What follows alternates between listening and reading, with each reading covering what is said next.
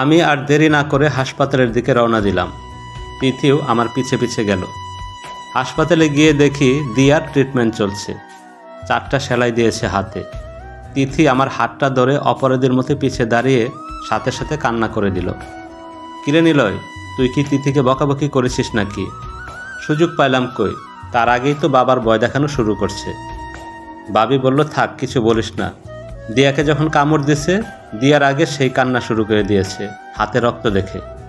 ছোট মানুষ বুঝতে পারে নাই। ভাবি, ও এবার এসএসসি পরীক্ষা দিবে, ওকে তুমি ছোট বলছো? ওকে আমি আর এখানে রাখবো না, কালই বাড়ি পাঠিয়ে দেব। আমি বাড়ি যাব না বলেই আবার কান্না শুরু করে দিল। ভাবি বলল, থাক, তোকে আমিই যেতে দেব না, শুধু আর পাগলামি করিস না কখনো, মনে থাকে যেন। আচ্ছা। ভাবলাম হাসপাতালে যখন এসেই পড়েছি তখন প্রেশারটা একটু মেপে যায়। যেই না নার্স প্রেশার মাপা শুরু করেছে, তিথি এসে নার্সের চুল ধরে টানাটানি শুরু করেছে। আমি তিথিকে ধমক দিয়ে বললাম, এটা কেমন বেয়াদবি? ও আপনাকে ধরেছে কেন? ধরছে মানে? প্রেশার মাপতে গেলে তো ধরতে হবে। না, ধরবে না। নানি বলছিল তোর স্বামীর পাশে যেন কোনো মেয়ে ঘেঁষতে না পারে, কোনো মেয়ে যেন তোর স্বামীকে স্পর্শ না করে। যদি করে তাহলে কিন্তু তোর স্বামীকে হারাবি। আমি হাসি আটকালেও নার্স না হেসে পারল না। পরে নার্স আর প্রেশার মাপল না। তারপর তাকে নিয়ে বাসায় চলে আসলাম। আর টেস্ট পরীক্ষার শেষ হওয়ার পর তাকে বাড়িতে পাঠিয়ে দিলাম, যাতে আর কোনো অঘটনের সৃষ্টি না হয়। কে শুনে কার কথা? পরদিন বাবাকে সাথে নিয়ে হাজির। তাকিয়ে দেখি একদিনে চেহারার বেহাল দশা করে ফেলেছে। অফিস থেকে বাসায় ঢুকে দেখি বাবা আর তিথি বসে গল্প করছে। আমাকে দেখেই তিথি বাবার পাঞ্জাবি ধরে বাবার পিছনে দাঁড়িয়ে গেল। অনেক কেঁদেছে মনে হয় দেখে মনে হলো। বাবা, কখন এসেছো? কেমন আছো? বাবা কোনো কথা না বলে আগে হাতের কাজটা সেরে নিল। হারামজাদা, তোর সাহস কী করে হলো মেয়েটাকে একা একা পাঠানোর? রাস্তায় যদি কিছু একটা হয়ে যেত? বাবা, জানো ও কী করেছে?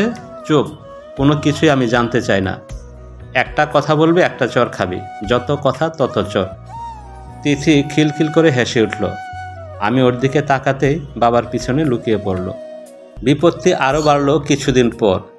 তিথির যখন এসএসসি পরীক্ষা শুরু হলো, তার এক কথা, তার পড়ার সময় আমাকে খাটে হেলান দিয়ে বসে থাকতে হবে।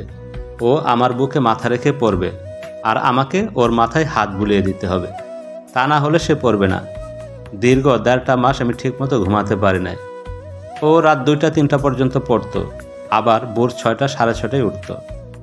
পরীক্ষার সময় মেয়েটার চোখে ঘুম থাকে না।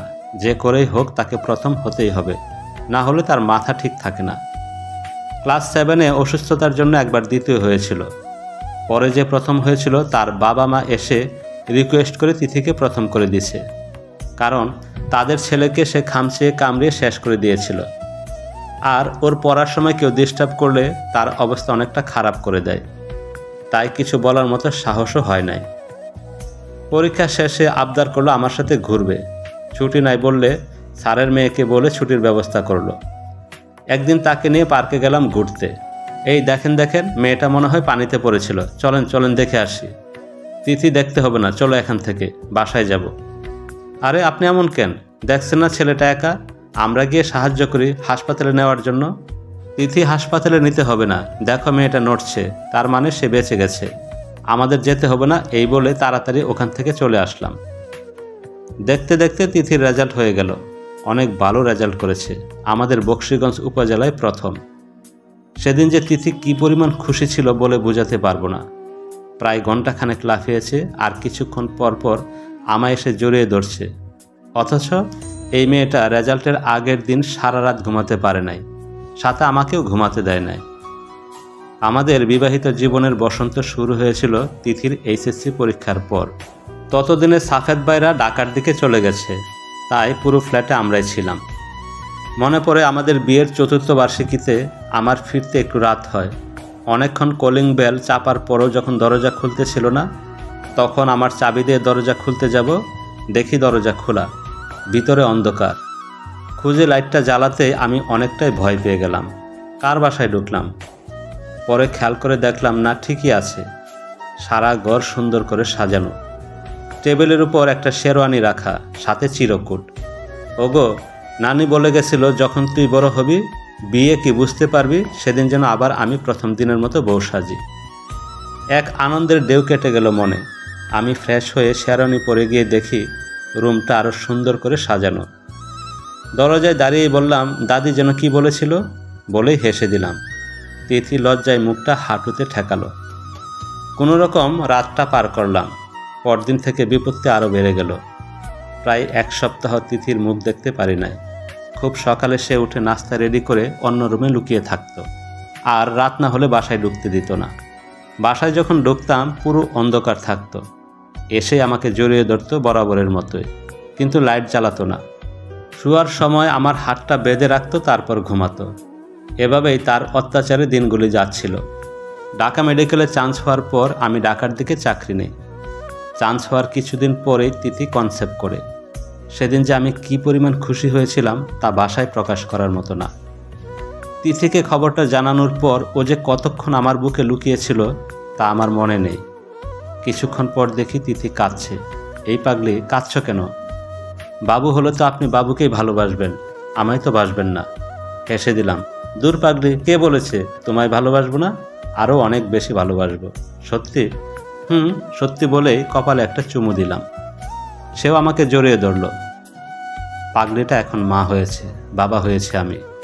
কিন্তু পাগলির পাগলামি কমে নাই, বরং বেড়েছে। আল্লাহর অশেষ রহমতে আমাদের একটা মেয়ে হয়েছে। মেয়ে হওয়ার পর থেকে আমার উপর তিথির অত্যাচার আরও বেড়ে গেছে। মেয়েও হয়েছে ঠিক মায়ের মতোই।